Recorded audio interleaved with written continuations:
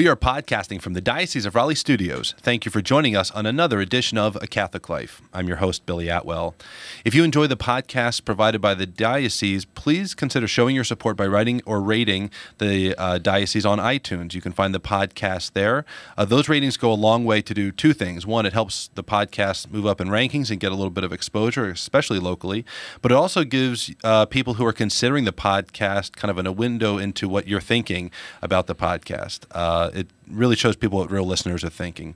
It is also probably the easiest way to evangelize this week. So also Google Play. We've submitted the podcast to Google Play. Definitely check those out when they occur there. And before we get started, I want to remind everyone that the ministries of charity, evangelization, and worship that the diocese engages in are only made possible because of the generosity of the faithful through the Bishop's Annual Appeal. Please consider giving to the Bishop's Annual Appeal this year. And if you've been generous in the past, we're extremely grateful for your contribution, and we pray that you might do so again this year, or even consider increasing the amount with which you support our vital ministries. Today I've got two very special guests, two members of the Annie Moses Band. They're a classical crossover ensemble of 6 siblings known for their virtuosic, word I learned about 5 minutes ago, string playing, eclectic vocals, and stylistic divergent arrangements. Their music includes classical, Americana, progressive folk, and jazz influences. I welcome Alex and Ben to the show. Thank you, guys. Hello. Thank you. So you're here in North Carolina. You're doing a number of tours. Where are you going to be appearing while you're here?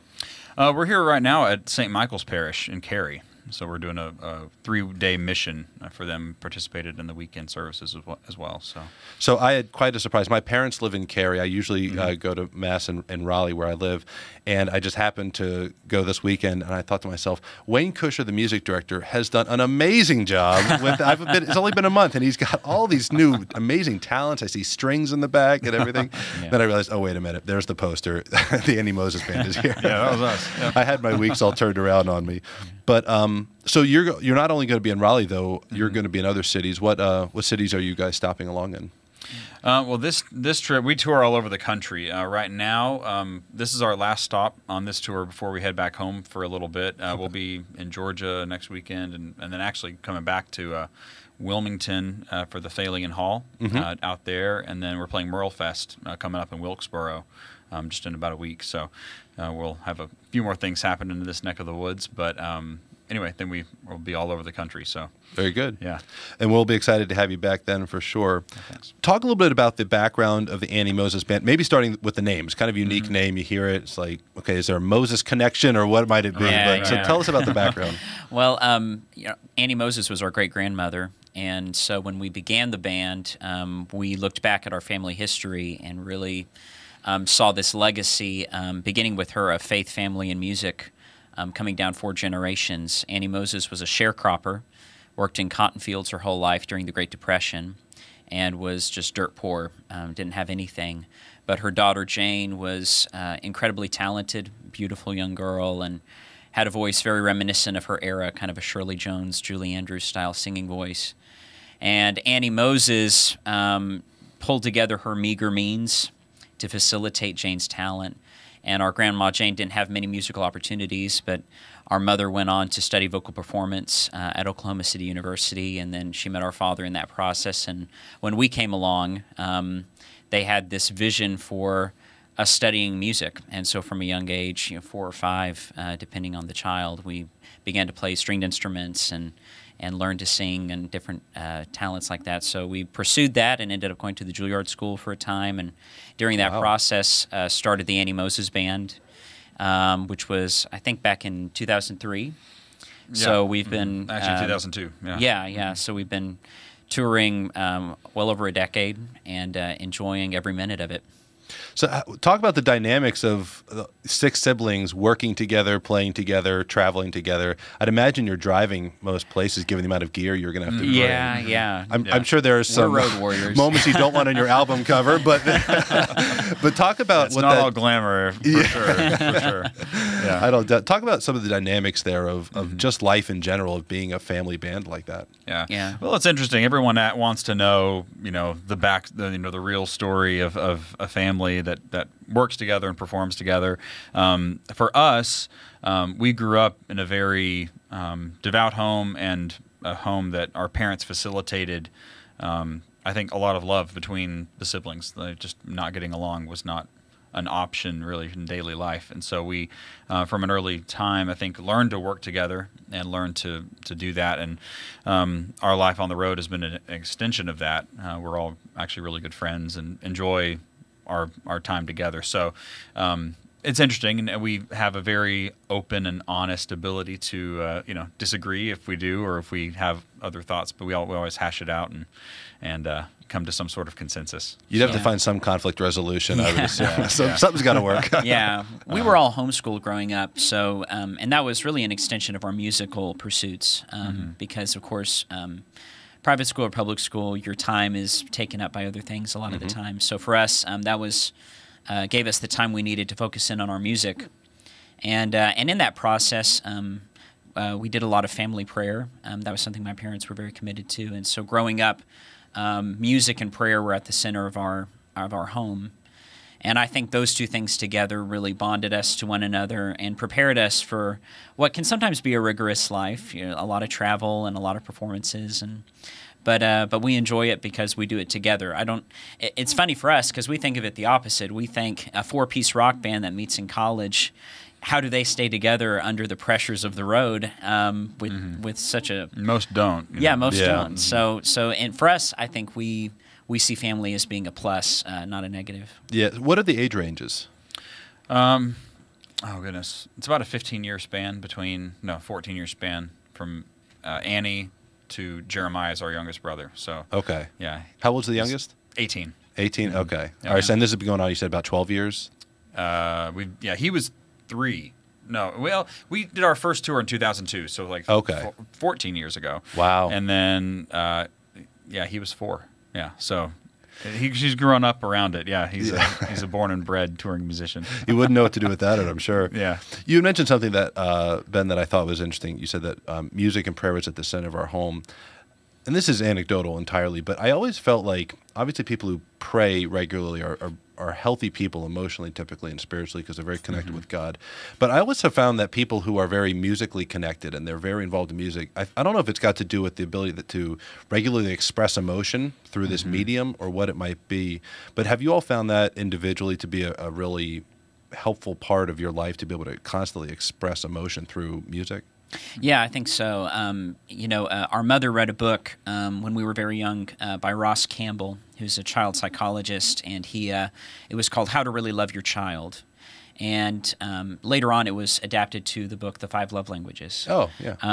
And really, with our music was really a love language for us. So it was spending time together. It was facilitating communication, because music is communication, and you have to communicate to make music. And then also things as simple, when we were little, our mother would, have appropriate, meaningful touch, just spending time with us and communicating love. And so those love languages were very much purposeful in our home growing up, and I think that facilitated a strong bond between all of us. That's one of the things we try to focus on in our activities in education in the arts too, through our foundation, is that we see that training in music is not just teaching people how to technically do something. That's a piece of it. You have to teach the tools, to know how to do this. But really, it's something about teaching how to communicate. Right? You're teaching them how to take something that, if you're a classical musician, you're seeing notes on a piece of paper that are sort of an instruction set of an intention a composer had. But being able to look at those instructions and then say, well, then how do I actually create something emotional and communicate meaning from these notes is something that is really what you're teaching them to do. And I think that process, it's actually very psychological and spiritual. And so music, reaches beyond just, facilitating, expressing yourself, which is kind of commonly said. You find the actual spiritual dimension of music, to be incredibly powerful. And that's where, in a lot of our society, I think a lot of what's out in the world of the arts is not something that glorifies, truth or beauty or goodness, whether it's in the words of the music or just the attitude, the messages in it. And I think as Christians, we have to take seriously the responsibility that our Lord gave us to occupy those spheres. And that's what we seek to do in the Annie Moses Band, is be out in the world of the arts doing art that's not always explicitly religious, but it's music that is true, good, and beautiful. And that actually changes the way people think, the way they feel, everything about our lives. Yeah, you said something about the music being deep, and that a lot of what we've got isn't very deep. Or it's deeply disturbed. Yes, it's deep, or it might be deeply twisted. Right. Yeah. None of that music lasts, though. I mean, none of those become real classics that are remembered not just for a couple generations. That's fairly common. I mean, we can probably each come up with a separate list of 100 songs that are classics. But what lasts for generation after generation, 100 years or more? And they're all songs that are rooted in something very deep, something sometimes intellectual, but at least emotionally grabbing, that people don't want to let go of. And your family, I mean, all of your music, I've been listening to some of the songs on YouTube. You've got some of the videos there and the music videos, very deep. And obviously all the imagery that you tie with that is very deep. I would imagine it's very gratifying to work in stuff that is going to last in one way or another because it's connected to something so powerful. Yeah. Well, and one of our projects, The Art of the Love Song, it was our most recent PBS special that we released, was based on that very idea. We had this idea that they don't write love songs like they used to. And you look back at the Great American Songbook and the classic songs by the folk songwriters of the 60s and 70s, and there were these beautiful songs that really celebrated romantic love between a man and a woman, faithfulness, purity. And so we selected a group of, I guess, about 16 songs. And all of them kind of together painted this picture of really what the church teaches about marriage and commitment and the sanctity of that. And so for us, projects like The Art of the Love Song, they're a project that people can enter without any spiritual framework. But at the end of a listen, hopefully their imagination and their hearts have been sort of saturated in these positive influences that'll direct their thinking. Are there any musicians that you look to for influence or almost indirect guidance that you look and say, wow, if we could impact people the way they do or something? Is there anyone that you look to as almost like a musical mentor? It's an interesting question. It's a good question. I don't know if there's one individual. I think there are different aspects of different people that probably are in different ways, something that are inspiring. A lot of different people that are inspiring either through the excellence of their craft or through, like one composer I just love is Ralph Vaughan Williams.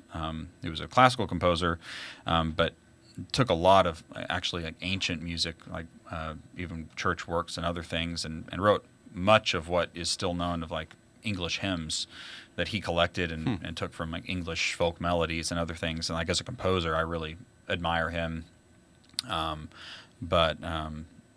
There are a lot of different, I guess, through the ages, different people you kind of tie in with in different ways. But. Yeah, I think on a secular level, I mean, people like Alison Krauss and Union Station, they're people who have integrity in what they do and have done it for a long time. People who have a lot of influences, like literature influences in their work. Like Sting, for instance, he combines a lot of elements in his work.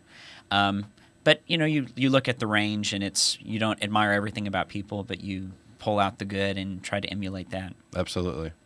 So your family has a conversion story that you're kind of well known for. Talk about what that was. Like, when did it happen, and how did it come about? Well, it was 3 years ago. 3 years ago at Easter that we came into the church, and that was a long process in many ways. Even now, we look back and trace it even back to our mother's young years. Things, little, I guess, breadcrumbs of a sort that God dropped along the way, preparing that. For us, it started in earnest back in maybe 2009, because we were in we grew up kind of non-denominational and in a very broad sense, Protestants. But really, we loved theology. And Benjamin here and myself both just loved philosophy, theology, and started getting into. There's a kind of a movement, and those that are fans of the writings of like Dallas Willard or Richard Foster, where you start feeling like you've tapped out kind of the devotional life of say, well, you pray and you read your Bible, then like, well, what's next? That starts being a question just in your devotional life. And then when you start reading people like them and you say, oh, there are these things called spiritual disciplines.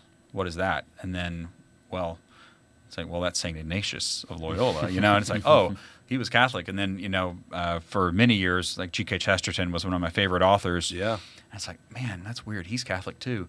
And then it's like, Tolkien's Catholic? Yeah, he was too. And I think, but I thought all these other things about Catholicism, right? And it's like, why are all my favorite writers, and if you go to philosophy, the best philosophy is Catholic, True. And so you start having to reckon with these facts out there that just don't quite fit into your worldview. Yeah. And when you start then saying, okay, well, there has to come a moment, and this came for me, where I was driving one day and kind of thinking about things, and because I was, as I said, non-denominational, but what that really meant was that there was not one denomination on any side that I 100% agreed with. Right. And I had this kind of revelatory moment one day when I realized that what I was actually saying is that I was the only individual in the world that had ever read the Bible correctly. I thought, wait a second. This I've had a few of those moments myself, actually. This cannot be right. There has to be some other answer to this. So I need to question my own assumptions, and right. that really led me to start aggressively researching and looking into things. So, Ben, what was that for you when you came in? When did that start? It was around the same time. As Alex said, we went to, we started a kind of a moral philosophy course, and it was at a small Calvinist college. Of course, we weren't Calvinist, right. But that kind of led immediately to us grappling with what I would call historic Protestantism, which was something we really hadn't read a lot. Mm-hmm. And that led us to start reading other sources. And so we started reading. I remember reading Catholic Encyclopedia articles, and we go in for heavy stuff. I was going to say, you don't Yeah. dabble in the light work. Jeez. We like to go to the source. Well, it was our school. It was the first time that either of us had to read, I guess, primary texts from the Reformation. Right. And there's a very, very vague outline of corruption, Martin Luther's theses on Odor, and then the Protestant world, right? And the very, very vague outline of events. And most Protestants have, like we have never actually read those people. And when you're sort of living in an invisible tradition that claims to not exist, because you say they tell you you're not based on tradition, you're just based on what you're reading your Bible, and you kind of have that illusion.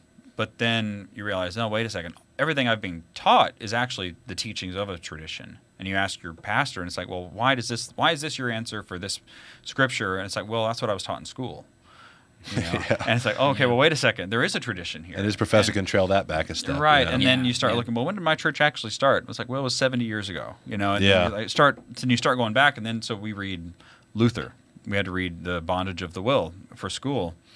And not a pleasant experience. It's not really. I don't really recommend it. But it was enlightening because we're actually reading Luther from his own hand. Right. And you say, this guy's not very godly.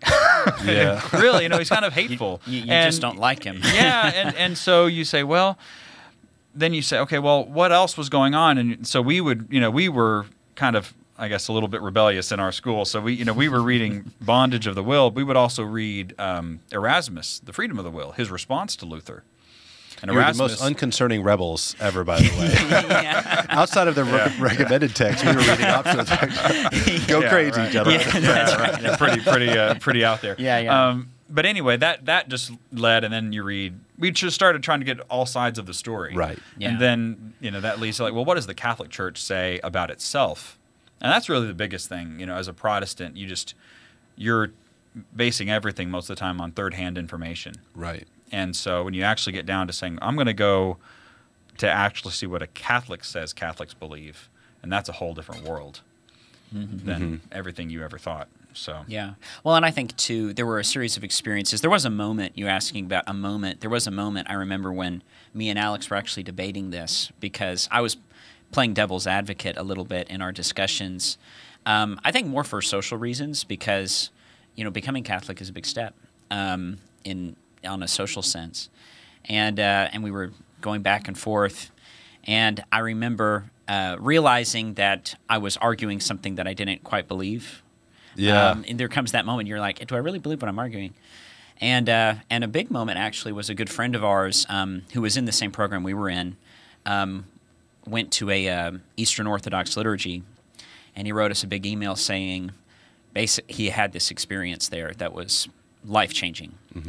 And that kind of was the first crack in the sort of the wall for us. So we started saying, well, what's possible? What could happen? And so we began to do more reading. And I remember one time, actually, in particular, it was the first time I ever prayed a rosary. And I remember praying beforehand, saying, God, just show me what's right and what's wrong. I just trust that you'll direct me, and whatever's right, you'll confirm. There'll be a confirmation of it. And that's still the most powerful rosary I've ever prayed, I think, because it was like, Mary was remembering with me as I prayed it through. Wow. And there was just a real power to it, and so I felt a real confirmation in it. And I think that's the main thing that people outside the Catholic faith don't imagine, which is you think, oh, confession, that might be a good therapy, or that might be a good psychological thing to do, or you sort of think of it from a human perspective. Right. But when you actually begin to live the faith, live the sacraments, you realize that there's an objective spiritual power. God is coming to you through the sacraments. And that's when you realize, wow, I've been living without this source of grace, essentially. Yeah. And that's, I think, really the heart of evangelism for a Catholic, is saying it's not that God is not working other places, but simply saying, come here to the source of the fount. Come here and drink of these streams, because they're rich. Yeah, and that was a big struggle, I think, in our family and all of our discussions, and sometimes knockdown dragouts. In this, as I say, we debate until we come to a consensus. And there was a lot of debate surrounding this, because it was a lot of questions everyone had, and one of those questions is, like, what does it say about my life till now? What does it say about because I've had spiritual experiences, right? I've lived a faithful life, in as much as I have, and I've been seeking God through that. And one of the things that was, I guess, consoling in this is that if you look at what what the church says about that, it's not, becoming Catholic doesn't say that, oh, well, everything you thought was a spiritual experience was nullified or is invalid, but that it's just only one piece of a puzzle. Like the Holy Spirit can be out working in people's lives, out in the broad world, in your church services, wherever you are. It's not restricted necessarily. God's activity is not restricted, but then it says, but what you think you felt, there's actually a whole other level of this. There's a different manifestation, in the incarnate body and blood, in the Eucharist, and then the sacraments, as Ben is talking about. And I can say, coming from one side to the other, that I was skeptical at the beginning, and I'd say, well, is this actually going to be different? And then you come in, you experience it, and you say, yeah, this is different. It's something beyond what I've had before. I remember hearing a guy who had converted, I forget what a denomination he was a part of, but he said that nobody converts from like being a Methodist to a Baptist. You just become a Baptist or whatever it might be. You just you switch, and he said, but you convert when you become a Catholic. There's a different experience there that you won't experience in any other change in Christian denomination. Was there any concern at any point? Because obviously everyone's going to go at their own pace in conversion. It's not just something you do. It's not like a show where you start at the same point. It's like, all right, guys, great Fire work. the gun. Yeah. But was there any concern that not the whole family would be kind of divided on this? That some would convert, some would say no. This isn't for me. Oh yeah, that was definitely a topic of discussion. I mean, we have always been so integrated as a family that for us it was very much it was important that we come to a consensus of a sort. And I think one thing about our family that is very true, and this is something that I really admire in our parents, particularly my mother, who really facilitated our education and our spiritual formation, is that we pursued truth. Truth is very important to us. And not just how I feel about things, but whether or not something can be logically, rationally argued and proven and demonstrated. And so in that sense, I think all of us, at least a lot of us, felt that the case for Catholicism just grew stronger, grew more strong. And also I think we felt that God was just leading us here. It was the Spirit of the Lord was leading us. So to pull away would have been to step into sort of a void, right? Because honestly, we reached a point where we traveled for a long time in Protestant circles and just met wonderful people. I mean, just truly amazing people. But we came to a place where just for us spiritually, we felt like there was no home for us, that there was not a place where we could land and feel at home and feel rooted.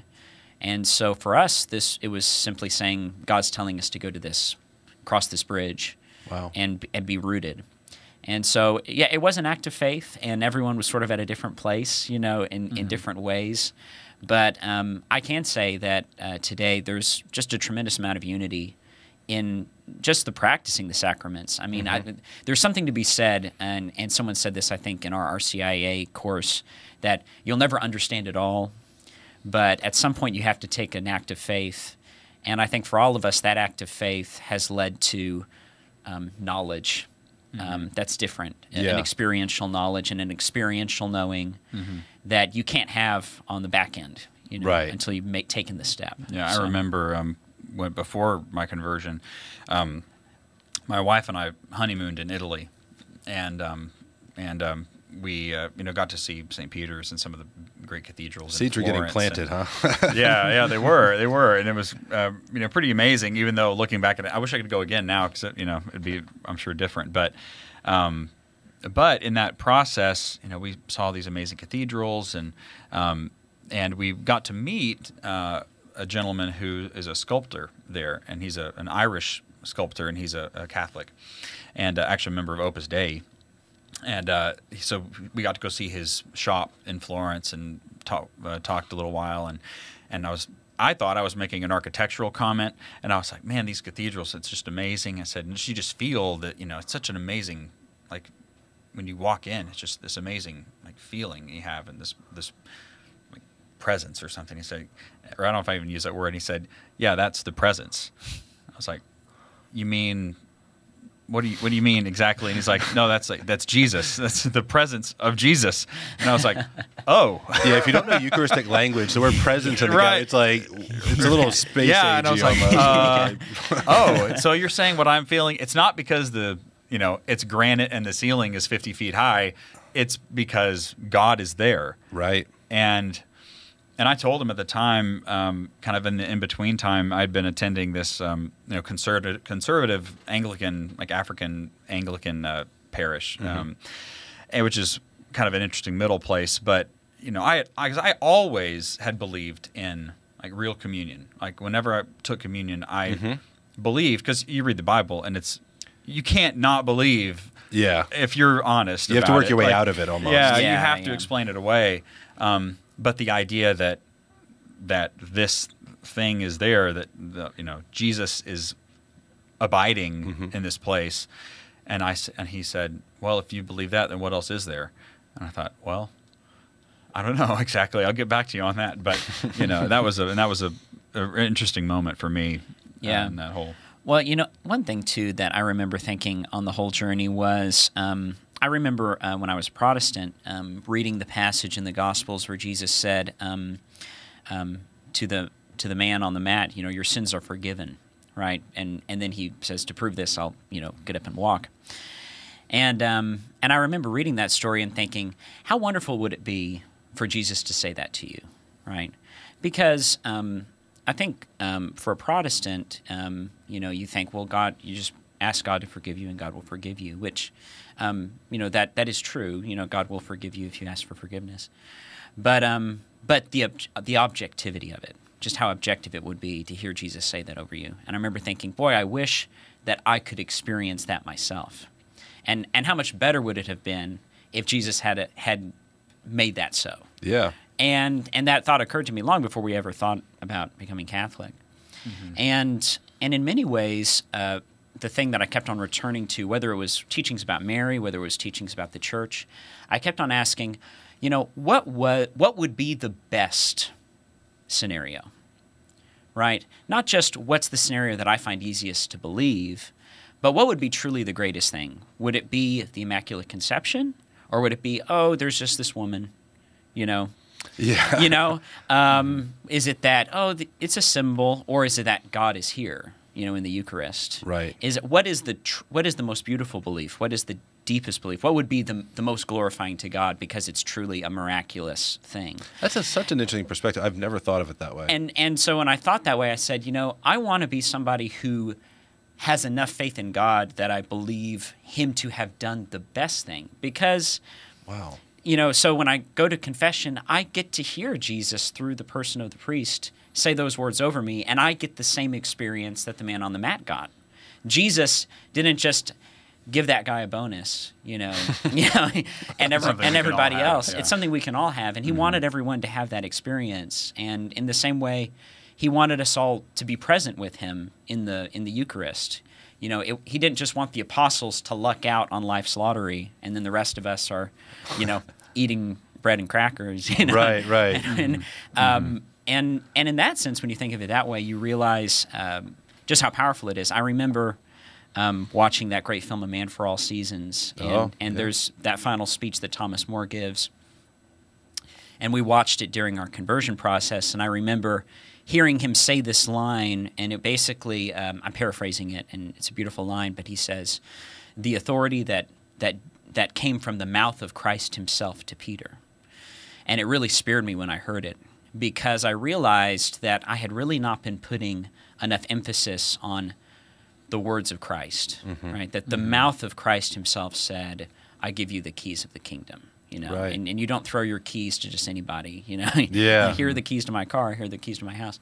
And so there's a reality in saying the words of Jesus are reality altering. Mm-hmm. And when you take that idea, you realize that there's a whole lot of theology out there that basically exists to minimize and to water down and to regulate to the side and to push things away. And it can affect anybody. I mean, it can affect Catholics, it can affect Protestants, but I think it's important that we as Christians always take the idea that we're going to take the words of Christ seriously, and take that angle on it, because there's a tremendous power and a faith building dimension to that. Mm-hmm. What did you notice any impact on your music, not in terms of your actual playing of it, but were you booking the same locations? Were you doing the same kind of tours, or did things change once you converted? Yeah, well, we've as we said, had a lot of history, in lots of different kinds of churches. Right. The only church we've never played in was a request we got for a Theosophical Society that we just said, no. What is a Theosophical Society? I've never heard of it. I think it's Do I want to New Age. Oh, okay. It's very, bit. it's like shards of divinity. It's sort of like scientism, like gone from the 1800s. Modern Gnostic. No, our music is very, it's very ecumenical, Okay. and so our band is not, I guess, narrowly denominational in that Right. sense. We play in a lot of theaters. We play all kinds of venues. As they say, from the Grand Ole Opry all the way to Carnegie Hall, and Yeah. everything in between that we've performed in, and so we still do concerts in whatever place asks, and we have a lot of friendships and great people that we value, Well- in all kinds of places. So, Yeah. doing it in Catholic churches is very new, and so Yeah. that's something that we've enjoyed doing at St. Michael's here, and hope to do more of. But that's something that we do. I think in our writing, we just composed our first mass setting for the parts of the mass. Really? That we prepared for our time here at St. Michael's, and so some of what we did this weekend was a piece of that, and so that's been just a really enriching and fulfilling process, and something I'm sure we'll do more of. But so everything, whenever there's a change in your perspective, it always informs your creative output, Right. and Absolutely. affects how you compose, how you write, and kind of the meanings, the meaning of things, and so that obviously has an effect, but it's pretty broad. My favorite example of that is actually T.S. Eliot. Mm-hmm. He famously had a very public conversion to Christianity midway through his career, and before that he wrote The Wasteland, which is his most famous poem. But it's as cruelest among it's as bleak as its title. And then after he became a Christian, he took a sabbatical from writing because he wanted it to kind of enter his artistic bloodstream. Yeah. And he ended up writing the Four Quartets, which is his other most famous work, Right. and is just a beautiful ode to faith and immortality and eternity, and so I think for us, our shift has not been as drastic as Right. Eliot's, but there have been songs and messages that we felt in our heart that I think have been enriched and that we wouldn't have written. Right. If this hadn't happened. So When you look, so I'm thinking of people who haven't heard your music yet and they want to, go dig around and find some songs. Which are your favorite songs? I know they're all your favorites, but if there's one that kind of hit you when you finished producing it or writing it, whatever it might have been, and said, oh, okay, that one's going to stick with me for a while. That one kind of stands out. For each of you, which one would that be? for me, I think it's a song we wrote for our album American Rhapsody, which was our project before Art of the Love Song. And it was really, we were inspired by George Gershwin and his Rhapsody in Blue because he talked about how his composition reflected the entire American musical landscape. Yeah. So for us, we wanted to pull a lot of different sources. And we were getting to the end of that project and had 12, 13 songs and just didn't feel like we had an opener. And I sat down and I said, the one story we haven't told in this American album is the Pilgrims, the people coming to the shores of America for the first time.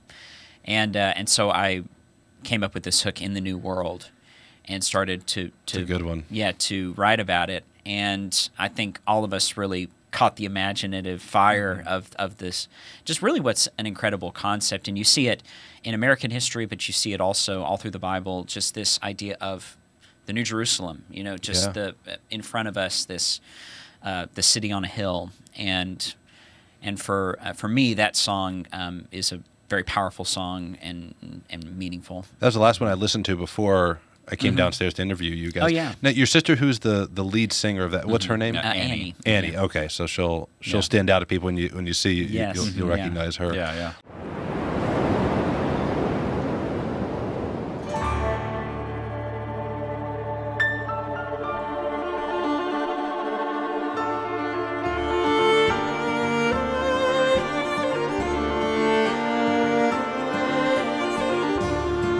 When the shadows are rolled back and the sunlight finds the water, the spirit of our fathers will gather strength inside us. Together we will rise, surging with the western tide. We will make this land. We will make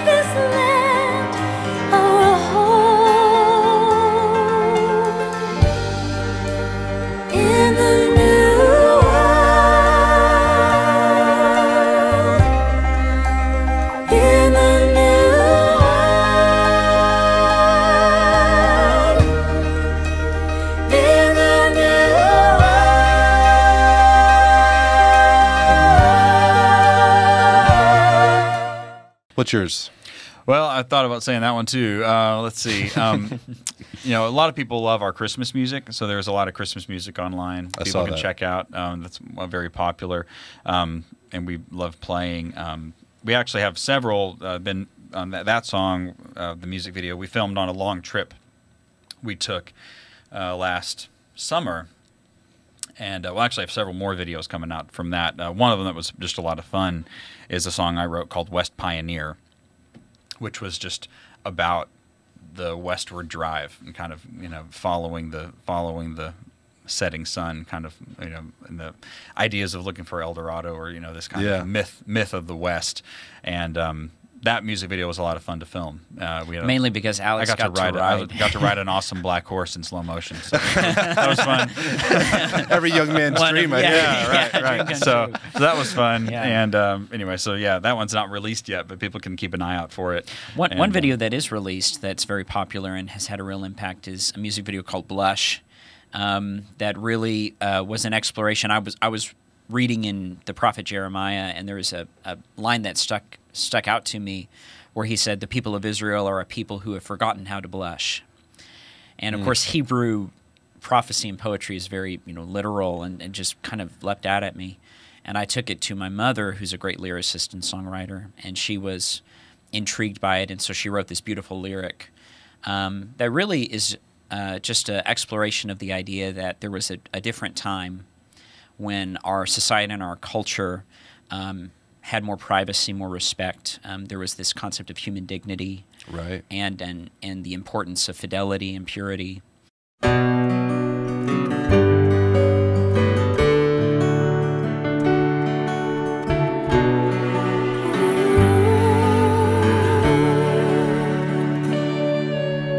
I suppose a single rose is pretty as it gets. And when the lights go down at night, I love the quietness. I love shy glances, slow romances, and hands that hide a kiss. Let's you and me go back in time and find the things we miss. When hands were gentle and words were kind, and love could wait a long, long time, and private matters held their hush, and grooms were gallant and brides would blush. And so that song is, we actually filmed the music video in this haunted mansion over in Nashville. And what's crazy is that I don't think, at least I did not know that it was haunted when we first arrived to shoot there. And here's the By thing. the end we did. We were supposed to film it overnight. Because it's totally dark, you know, during the night. The director wanted to film at night because you can control the lighting, you know, so there's no light coming in from outside. So, you know, you walk through the door and the people come in, and someone said, you know, did you know this house is haunted? And I said, is it really haunted? And she said, oh, yeah, I've seen all sorts of things. This is like beginning of a movie. Yes, it is.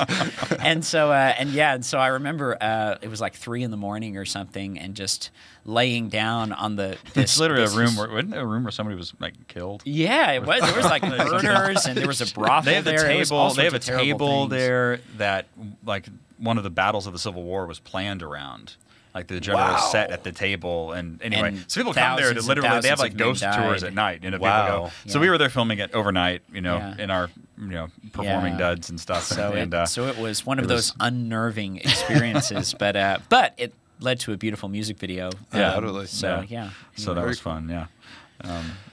Where can people find out more about you or buy your music? Where do they go? Yeah, AnnieMosesBand.com, ANNIE, AnnieMosesBand.com, and yeah, that's our band's website, and we'll have all of our concert dates up there, and we'll have more of our stuff. music, Yeah, a lot of stuff coming out soon. So Do you guys use social media much? we do. Yeah, Okay. we're on Facebook, Annie Moses Band, and Twitter, Annie Moses Band.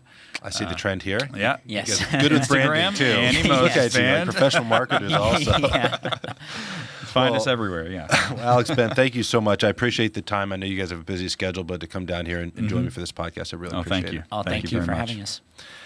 Thank you for listening to a Catholic Life podcast. You can find us under the multimedia section of dioceseofraleigh.org. It's there that you can find other video and podcast offerings like Raleigh to Rome, our weekly 6-minute or less news brief on local and global Catholic news. And don't forget, we're on iTunes, Overcast, Stitcher, as well as Facebook, Twitter, Instagram, Periscope, and YouTube. Get the latest from the diocese sent directly to your email inbox. Just go to dioceseofraleigh.org and click on the email newsletter link in the footer. As always, may God continue to bless you and those that you love.